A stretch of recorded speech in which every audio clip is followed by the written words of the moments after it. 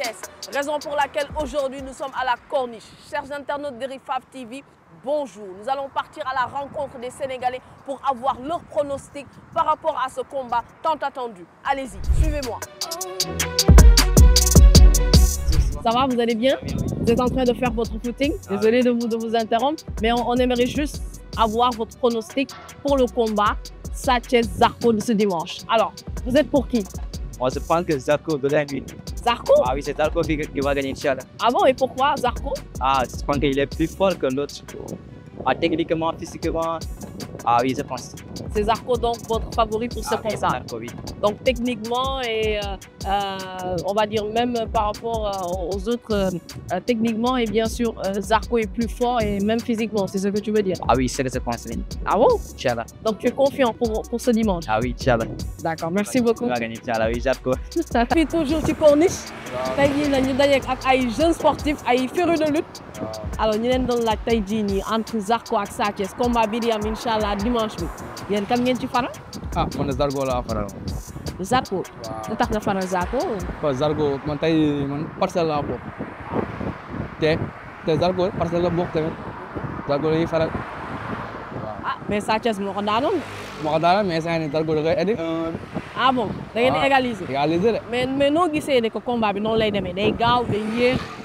ah combat bi moom day gaaw moom su fekkee ñoom fekkee Sathies bëri na moom day gaaw. Ah waaw Zarko du yéexantu de. mais Sathies xaw na leen kii tuuti ci face à face Zarko bi jàpp daan rek la xam. ah bon jàpp rek daal. mais Sathies xaw na leen yëngal tuuti ci face à face bi mujj non de. Sathies day simu rek. day simu. wilaay. yéen daal jàpp nañu ne Zarko moom. waaw Zarko moom ah. daal. ñu ngi fii nii ci Corniche pour laaj Sénégalais yi nan nañu gisee combat Zarko ak Sathies ci dimanche bi incha allah ñu ngi lay nuyu. waaw ça va, yaa ngi si gaaw. alors yow ñu lay laaj kan nga faral entre Zarko ak Sathies. maa ngi si Zarko, Zarko dafa. ah mais yéen affaire parcelle waay yi nii nag affaire Grand Yoff parcelle yooyu noonu lal. waaw parce que foofu lañ juddoo foofu lañ yoroon. ah waaw. ah mais Sathies moo leen daanoon de. bon Sadio mooy daan mais revanche day ñëw. yéen li ngeen doon def nit ñi ci face to face dafa mel ni moom la leen Sathies defan.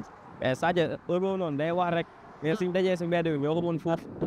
waaw. yow nag nga jàpp nan nga gisee combat bi ndax dina am dóor daanu wala ci technique ci lay jeexee. non si technique lay jeexee. ah yow jàpp nga ne que Zarko moo mën Sathies techniquement.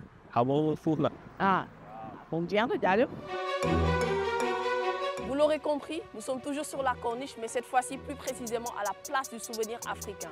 Les Sénégalais ont donné leur avis, mais on voit que la tendance est plutôt pour Zarko. Mais n'empêche, ce n'est pas encore terminé. Nous allons partir toujours recueillir leurs pronostics. Allons-y. Tey ñi ngi doxantu léegi nag ñi ngi fii taxaw ci place du souvenir ñuy laajte combat Zarko ak Sathies nan la ko Sénégalais yi gisee sëñ bi ñu ngi lay nuyu. ñu ngi fay bu baax alhamdulilah. alors dimanche bi incha allah combat bu mag moo war a am fële ci arène nationale entre Sathies ak Zarko kan mooy sa favori. franchement parler nag combat bu ne sa favori gis nga favori daal. parce que ñoom ñaar boo xoolee dañu xaw a méngoo doole. waaw boo xoolee da nga yaakaar ne Sathies moo ëpp doole Zarko mais Zarko doole kese la maanaam instant dafa nekk di nëbbu boppam. instant boobu dama yaakaar ne instant boobu wane boppam carrément Sathies instant am na lu mu koy nëbbu parce que dafa nekk combat revanche. parce que boo xoolee Sathies moom instant mi ngi jàpp ni mën na ñëw saaxee Zarko noonu daan ko mais du yomb de. ah oui du yomb de dina métti trop si Sathies nag combat bii nii bu mu yaakaar ne day yomb de. waaw dina métti si ñoom ñaar ñëpp parce que ñoom ñaar ñëpp indi nañ doole. waaw mais Sathies bu mu naagu daal parce que keroog maa ngi signature contrat bi am na yenn réaction yi ñu doon réagir par rapport au combat bi mais c'est pas bon daal. waaw ni mu ko doxalee dara baaxul. d'accord léegi yow kan nga faral.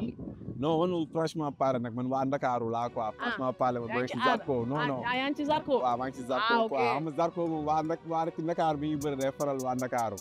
franchement parler maa ngi ci Zarko quoi teel a yeewu. teel a yeewu. mu ngi koy waxee. Merci beaucoup. Merci. Donc nous avons rencontré un féru de sport, de la lutte aussi. Nous aimerions savoir votre pronostic par rapport au combat entre Zarko et Sathies de ce dimanche. Oh, merci pour cette occasion-là que vous m'offrez, effectivement, parce que c'est une activité que j'ai l'habitude de suivre et pour laquelle j'admire beaucoup. Voilà, c'est quand même une distinction au niveau du Sénégal. Et à plusieurs reprises, j'ai vu quand même certains de ces petits terres-là réaliser les performances Moi, je crois que Zarco, pour moi, c'est le bon pronostic. Ah bon? Ah oui, moi, je crois. C'est vrai que ce serait une surprise, parce que beaucoup de gens comptent sur son adversaire. Et généralement, c'est toujours celui sur qui on n'a pas beaucoup d'expérience qui remporte. Donc, j'ai la foi quand même qu'après l'entraînement qu'il a eu et tout ce qu'il entoure en tant que fan de club, qu'il puisse réussir à avoir ce trophée. D'accord, mais Sanchez quand même l'avait battu. Oui, non, vous savez, quand on vous gagne, vous revenez avec une vengeance. Bon, je crois qu'il a étudié et il a vu ses faiblesses et ensuite il a étudié les faiblesses de l'autre et il a développé ses forces par rapport à ça. C'est pour ça que j'estime qu'en fait, il aura le dessus. D'accord. Et par rapport à la technique, est-ce que vous pensez que Zarco est au-dessus de Sanchez ou bien? Non, c'est vrai que Sanchez est beaucoup plus technique, ça il faut le reconnaître. Mais c'est qu'en matière, par exemple, de lutte traditionnelle, il n'y a pas que la technique. Hein? Il y a aussi ce qu'on appelle la sagesse. Puis vous allez voir que Zarco, c'est quelqu'un qui recule. Mais quand il attaque quand même, vous allez voir qu'il utilise la manière. Et moi, je crois que partant de ce fait-là, c'est possible qu'il puisse effectivement réaliser cette performance-là. Parce que bien que l'autre puisse avoir beaucoup plus de technique que lui, il a appris, par exemple, ici l'exemple en tout cas de lutte passée, et il a étudié effectivement la faiblesse que son collègue peut avoir. Et c'est pour ça que je dis que c'est possible qu'il puisse réussir. Déjà, merci de nous accorder, on va dire, cette interview, si on peut l'appeler ainsi. Alors, nous sommes venus ici pour voir le pronostic des Sénégalais en marche du combat Zarco contre Sanchez de ce dimanche. Alors, qui supportez-vous? Moi, personnellement, mon lutteur ne lit pas. D'accord. Ouais, mon lutteur, c'est Modou Lô. C'est moi. C'est Modou Lô. Moi, je supporte Modou Lô, quoi, oui. D'accord. Mais pour ce combat, est-ce que vous avez un favori? Je suis avec Zarco. Avec Zarco? Oui. Et pourquoi avec Zarco? Moi, tout ce qui est avec Balaguer, je suis contre. Donc, c'est un fervent supporter de Modou Lô. Oui, je suis un supporter de Modou Lô. D'accord, mais techniquement et physiquement, sur ce combat-là, comment vous pouvez l'analyser? Techniquement et physiquement, normalement, bon, ça doit être ça. Je sais que ça devait être un combat de titan, quoi, parce que tous, bon, ils ont les capacités, ils ont les possibilités de se faire terrasser l'un pour l'autre. D'accord. Et qui part favori selon vous? Zarco. Zarco. À 70% ou bien à 60%? Peut-être à 70%. 70%. Donc, Sanchez n'a que 40 voire 30%. 30%, oui. D'accord, merci. sëñ bi tey ñu la doon laaj combat Sanchez ak Zarco yow kan mooy sa favori kan nga àndal. non en tout cas daal combat la quoi ñoom ñaar yëpp ay sénégalais lañ en tout cas le plus important mooy respect quoi avant tout d'abord. waaw lépp loo gis sport respect mooy avant tout d'abord. léegi bu respect amee rek après léegi ñu bëree que le meilleur gagne quoi. faraloo kenn. non man moom yow faraluma kenn bàyyi ma baale ñu bëree faraloo kenn mais am nga au moins kenn koo xamante ne moom nga jàpp ne que kii favori la. bon pour dire vrai moom Sadio instant yii mi ngi si forme. mais Zarco aussi du ko bàyyi noonu quoi. waaw mais noo gisee seen dernier face à face bii nii nga xamante ne coow li bëri woon na. non c'est juste que sport la rek xam nga Sadio moom day topp rythme Zarco xam nga Zarco booy Grand Yoff la. en plus moom combat am day indi xëtër quoi.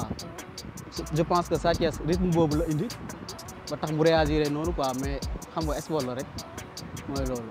C'est un combat très attendu par les Sénégalais. Ils ont dit leur pronostic.